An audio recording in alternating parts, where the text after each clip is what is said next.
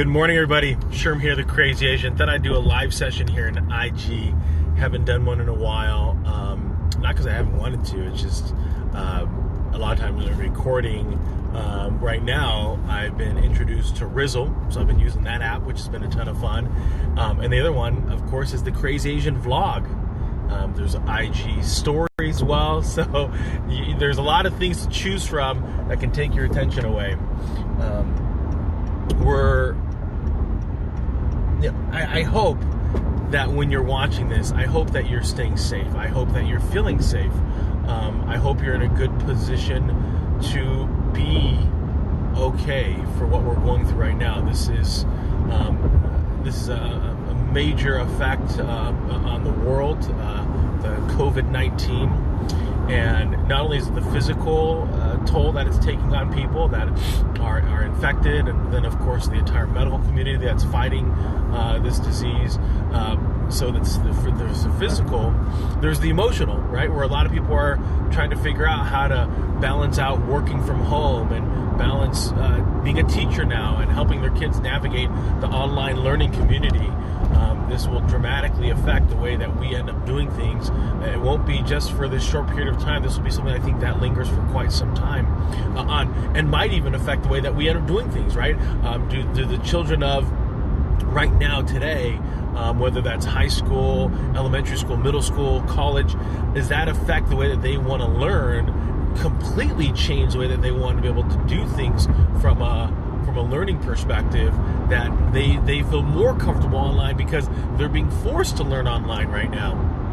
The next one that comes to mind, of course, is, does this change the way that we do things? Are we, who's going to be the first company that decides to do a big gathering again and bring everybody together? It might be several months before we see the event industry and the major vacation industry come back to any fruition. The cruise industry, how long will that poor industry be kind of laid off and temporary fixed ashore? There's a lot of unknowns there, and that's not where I want to come from. Although I did see that there's over 6 million unemployment claims filed right now in the United States. That jumped up from 3 million, so it's double in the last week. If you look at the history, this is 10 times larger than we've ever had in the history of unemployment claims. This is a major concern. I know that the economy is going to reflect that in its in the stock prices today, and how's that going to affect things from a market perspective, from an economy perspective. It's just unprecedented times, everyone. I'm one, though, that is an optimist in the midst of this chaos. The moment that you and I can accept this is our new reality, we can start moving towards something. So, for example, if you and I find ourselves financially not in a good place, what can we be doing right now to get ourselves in a good space? If we're not going anywhere, do we decide to sell some things, right? Can we sell a piece of furniture? Can we sell old collectibles, baseball cards? Can we sell an old table? Can we sell video games, DVDs? Can we get rid of things that we no longer need? Now, you might need to sanitize it before giving it to someone else, but there are things that we have in our lives that we can unshackle ourselves with. Now, some people, unfortunately, might need to make the sacrifice of cutting off their cell phone. They might need to, get rid of their car. There might be some sacrifices that need to be made. And so I don't want to cherry coat it and say that, it's all easy, you can do those things. However, I will be very transparent with you. I'll be honest with you. A couple of years ago, when I moved down here to Houston, Texas, we looked at renting a U-Haul to move all of our stuff. None of that stuff was worth that much.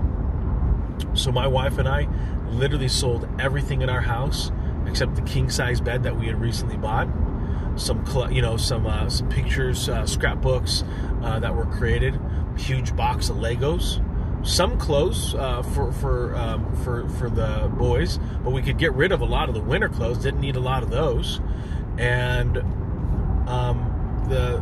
my son's bed, youngest son's bed, but we sold the the oldest son's bed and the second oldest son's bed and the third oldest son's bed.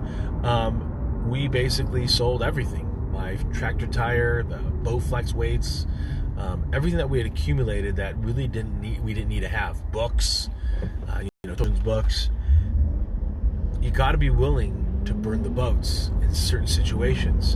And this, my friends, is that kind of situation. We are finding ourselves in uncharted territory, in very murky, unknown waters. And so I want you to know that you can make it out of this. I want to be that sounding voice of hope and of clarity. In the midst of all this unknown, in the midst of the storm, you can find peace. You can find joy. It won't be some people. It might be downright a struggle. In the midst of all this, you can be better. You can find the peace and comfort that's going to be required in order for you to move forward. So, amidst all this news, in the midst of the unknowns, I want you to hold true, hold strong, stay faithful, be a believer. Good things will come. We have to ride out this storm. Can't jump off the boat. Got to stay on. Hunker down. Storm's here. You're stronger than the circumstances. Sherm's out.